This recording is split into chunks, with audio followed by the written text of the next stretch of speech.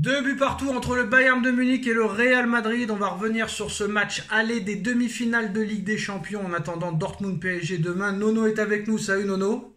Salut Sacha. Bon bah Nono, ce qu'on savait a eu lieu. On savait que le Bayern allait dominer. On savait que le Real Madrid allait jouer en contre. Et c'est ce qui s'est passé. Un Bayern de Munich dominant.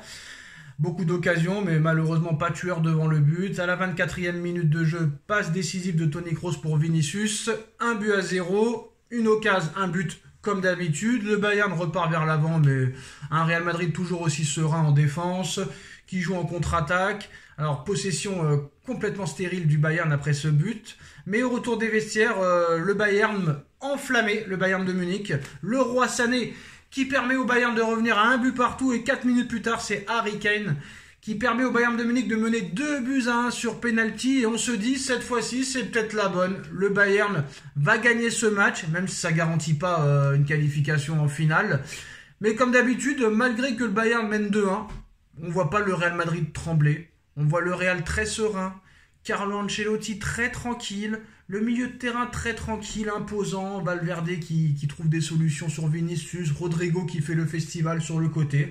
Et à l'arrivée, 83e minute de jeu, Clément Turpin, notre arbitre français, siffle un penalty pour le Real Madrid sur une faute catastrophique de Kim Min-jae qui a été catastrophique tout le match. On reparlera de la composition de Tuchel qui s'est gouré pour moi.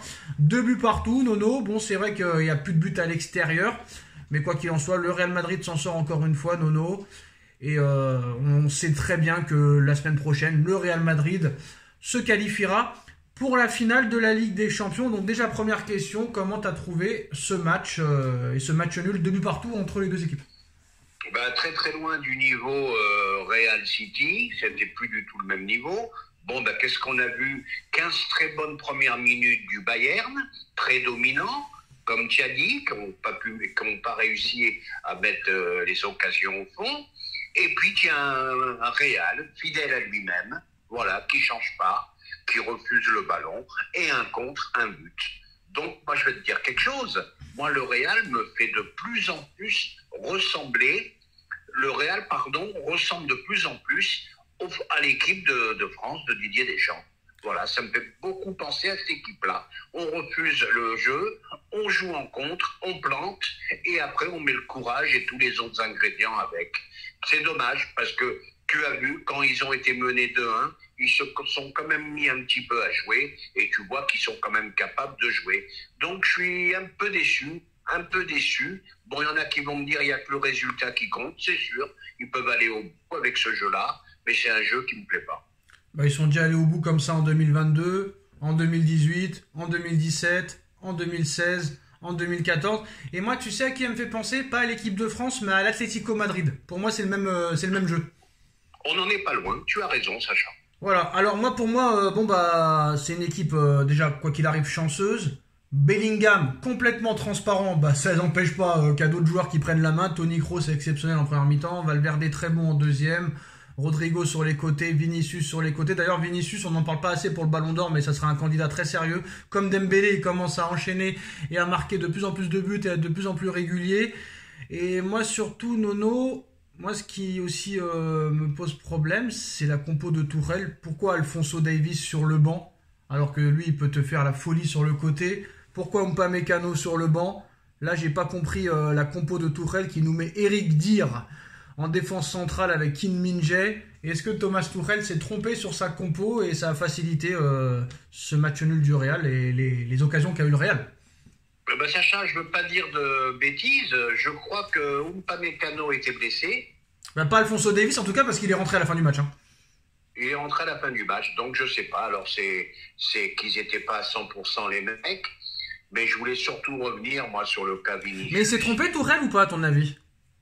Bien sûr, il s'est trompé. Non, Upamecano était sur le banc avec Alphonso Davies, il n'était pas blessé. D'accord, donc j'allais dire une bêtise, je pensais qu'il était blessé. Bon, même Serge Gnabry, c'est un phénomène, je ne sais pas pourquoi il n'est pas rentré plus tôt. En plus, il nous avait promis en avant-match que Serge Gnabry allait marquer un but. Il est un peu bizarre. Donc surprenant. Maintenant, je vais revenir sur deux monstres, Toni Kroos, magnifique, des galettes, des fabuleux ce joueur, 34 ans, Et t'as le petit Modric qui te fait un quart d'heure de folie, 38 ans, phénoménal. Jusqu'où ils vont aller, on n'en sait rien. Et puis, coup de chapeau à Vinicius. Coup de chapeau à Vinicius. Non seulement c'est un tueur, mais le travail défensif de Vinicius a montré partout dans les écoles de football.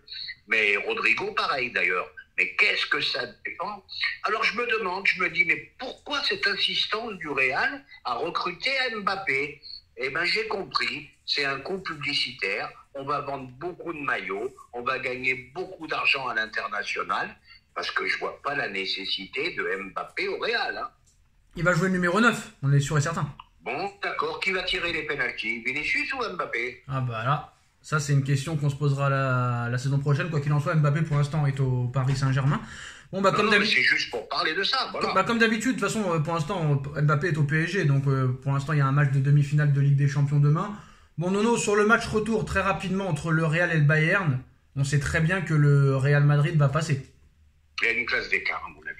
Alors, il y a une classe d'écart, Nono, mais petite stat, le Real Madrid, sur ses 4 derniers matchs de Ligue des Champions, n'a gagné aucun match. Match nul contre Leipzig au retour en 8e, 2 matchs nuls contre Manchester City et un match nul contre le Bayern de Munich. Ça se trouve, ils vont faire que des matchs nuls.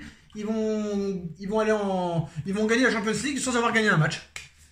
Ah, ça peut finir au penalty, je suis d'accord avec toi. Sur un match, tout est possible. Mais ils ont battu personne. Et malgré... 4 matchs nuls sur les 4 derniers matchs. Entre les 8e, les quarts et les demi.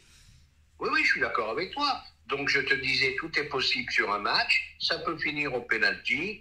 Mais malgré tout, ils ont une force mentale. Jamais battu. Comment tu vois le match retour?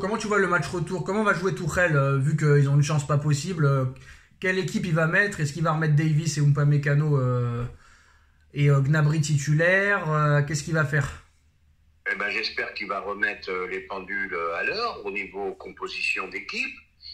Et puis je vais te dire, le Real est obligé de gagner quand même. Alors est-ce qu'ils vont fournir le même style de jeu? Je sais pas, je pense pas. Ou autrement, bon, bah, ça voudra dire qu'ils misent que sur le contre. Hein. Ben non, le Real n'est pas obligé de gagner, vu qu'ils n'ont pas gagné contre City et ils sont passés quand même, donc ils n'ont aucune obligation de gagner, Nono. Hein. Ah, ils risquent d'être encore prudents, de prendre le minimum de risques. Mais je le dis, je le répète, c'est un football que j'aime pas, efficace, mais que j'aime pas. D'ailleurs, ils sont en train de se faire massacrer, que ce soit dans l'équipe du soir, dans l'after-foot, là, ils sont en train de massacrer le Real Madrid. Hein, entre le Latour sur l'équipe 21 et sur le Riolo qui est en train de se clasher avec Petit, là. Mais bon, Nono, voilà, si tu veux voir le football gagner, bah, ils ont qu'à changer les règles. En tout cas, défendre fait partie du football, malheureusement. Et il y a plein d'équipes qui ont gagné comme ça. Maintenant, Nono, si admettons, dernière question, si le PSG se qualifie contre Dortmund et va en finale contre le Real Madrid, est-ce que Paris peut espérer quelque chose? Moi, je veux bien être... Eh ben, moi, je te dis ce qu'il faut faire. Bon, mais Enrique le fera jamais. Ben, il faut leur laisser le ballon. Voilà, il faut tout simplement leur laisser faut faire comme Guardiola contre l'Inter. Voilà. Tu mets ta philosophie de côté, tu leur laisses le ballon et c'est toi qui les piques. En tout cas, d'abord, il faut passer l'obstacle Dortmund. On verra demain.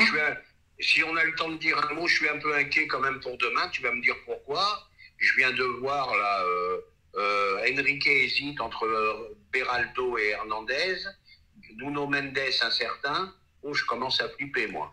Bah, s'il refait la même erreur qu'au match aller contre le Barça, ça veut dire que le mec, il est entêté. Alors, sur les dernières nouvelles, l'incertitude est levée pour Nuno Mendes. Tout est OK. Son absence à la fin de l'entraînement était une simple précaution. Il sera titulaire contre Dortmund si Enrique veut compter sur lui. Mais en tout cas, il est apte pour le match. Bon, ça, c'est une bonne nouvelle. Les sensations sont positives pour Nuno Mendes ce soir après l'entraînement. Eh ben, excellente nouvelle. Et ben voilà, 2 buts partout entre le Bayern de Munich et le Real Madrid. Dites-nous en commentaire ce que vous en pensez. On like, on partage, on commente, on s'abonne. On se retrouve très vite pour une nouvelle vidéo. Merci Nono, merci à tous. Tchuss. Merci,